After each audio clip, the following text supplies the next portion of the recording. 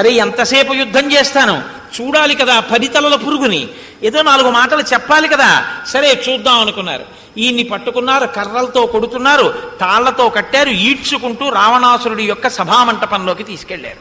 విలువన్న వస్త్రం కట్టుకుని, ముత్యాల హారాలు వేసుకుని, స్ఫటికములతో చేయబడిన ఆస్తరణం మీద ఒక ఉత్తమమైనటువంటి ఆసనం మీద కూర్చున్నటువంటి ఆ రావణాసురుణ్ణి చూశారు.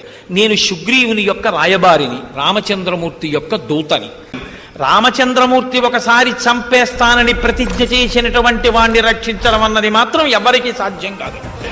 మండిత విస్ఫులింగ విషమ జ్వలితానుల కీలలు వబ్జ గర్భాండము నిండ రామ వసుధాదిపుడేశుడు వజ్ర సాధనా ఖండిత పంక్తి కంట కడకంట పురాంతక శైలచాలనోద్దండ బల ప్రచండ పురదండ విఖండన చండకాండముల్.